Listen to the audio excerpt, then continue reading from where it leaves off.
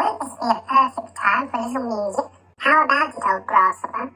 With pleasure, dear lady. Oh, hooray! He's going to play for us. Would you like to hear a tune? Oh, yes, please. All right, then. Now, just listen to this. Give me a little there, Gomer.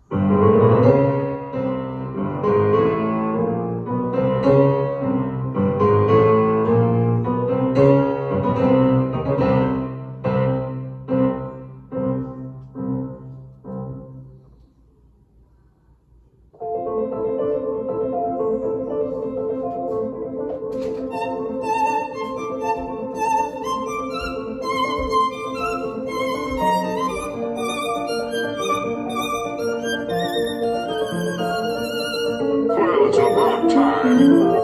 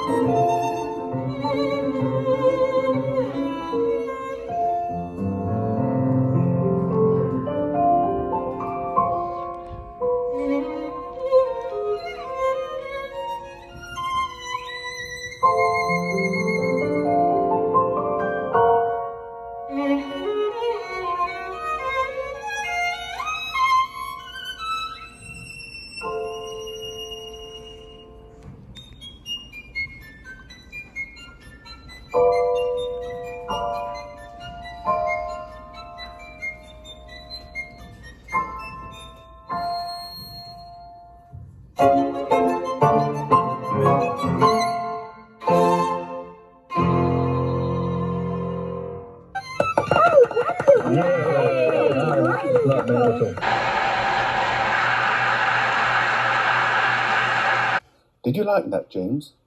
Oh, I loved it. It was beautiful. It was as though you had a real violin in your hands. A real violin? Good heavens, I like that. My dear boy, I am a real violin. It is a part of my own body.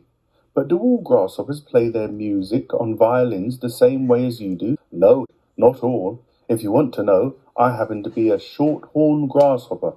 I have two short feelers coming out of my head. Can you see them? There they are. They are quite short, aren't they? That's why they call me a short horn. And we short horns are the only ones who play our music in the violin style, using a bow. My long-horned relatives, the ones who have long, curvy feelers coming out of their heads, make their music simply by rubbing the edge of their two top wings together. They are not violinists. They are wing rubbers. And a rather inferior noise these wing rubbers produce too, if I may say so. It sounds more like a banjo than a fiddle. How fascinating this all is, and to think that up until now I had never even wondered how a grasshopper made his sounds. My dear young fellow, there are a whole lot of things in this world of ours that you haven't started wondering about yet. Where, for example, do you think that I keep my ears? Your ears? Why, in your head, of course. You mean you don't even know that? Try again. You can't possibly keep them anywhere else. Oh, can't I? Well, I give up. Where do you keep them? Right here. One on each side of my tummy. It's not true. Of course it's true. What's so peculiar about that? You ought to see where my cousins, the crickets and the katydids, keep theirs. Where do they keep them? In their legs. One in each front leg, just below the knee. You mean you didn't know that either? You're joking, James said. Nobody could possibly have his ears in his legs. Why not? Because it's ridiculous, that's why. You know what I think is ridiculous? I don't mean to be rude, but I think it is ridiculous to have ears on the sides of one's head. It certainly looks ridiculous. You ought to take a peek in the mirror someday and see for yourself. Pest! Why must he always be so rude and rambunctious to everyone? You ought to apologize to James at once. Tell me, do you play any kind of music? No, but I do other things, some of which are really quite extraordinary. Such as what?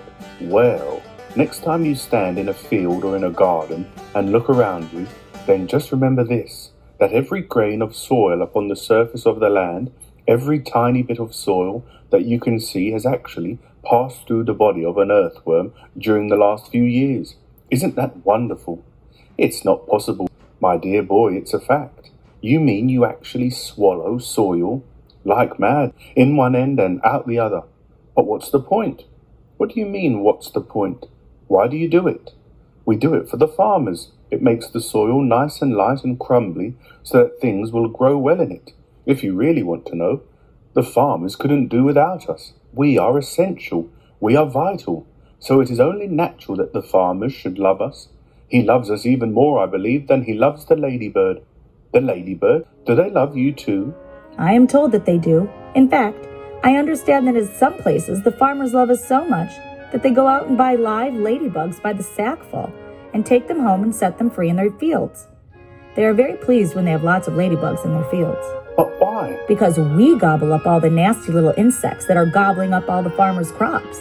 It helps enormously, and we ourselves don't charge a penny for our services. I think you're wonderful. Can I ask you one special question? Please do. Well, is it really true that I can tell how old a ladybird is by counting her spots? Oh no, that's just a children's story. We never change our spots. Some of us, of course, are born with more spots than others, but we never change them. The number of spots that a ladybug has is simply a way of showing which branch of the family she belongs to. I, for example, as you can see for yourself, am a 9-spotted ladybug. I am very lucky. It is a fine thing to be. It is indeed. On the other hand, some of my less fortunate relatives have no more than 2 spots altogether on their shells. Can you imagine that? They are called 2-spotted ladybugs, and very common and ill-mannered they are, I regret to say. And then, of course, You have the 5-spotted ladybugs as well. They are much nicer than the 2-spotted ones, although I myself find them a trifle too saucy for my taste. But they are all of them loved? Yes, the ladybug answered quietly. They are all of them loved. It seems that almost everyone around here is loved. How nice this is. Not me. I'm a pest and I am proud of it. Oh, I am such a shocking, dreadful pest.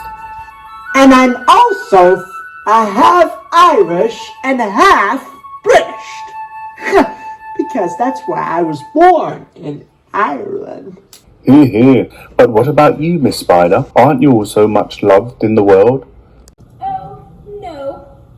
I am not much loved at all. And yet I do nothing but good. All day long I catch flies and mosquitoes in my web. I am a decent creature. I know you are. It is very unfair the way spiders are treated. Why, only last week, your own horrible Aunt Sponge flushed my poor, dear father down the plug hole in the bath. How awful. I watched it all, from up in a corner of the ceiling. It was ghastly. This is a very moving moment. Yeah, I wish they'd move it to Pittsburgh. But it is very unlikely to kill a spider.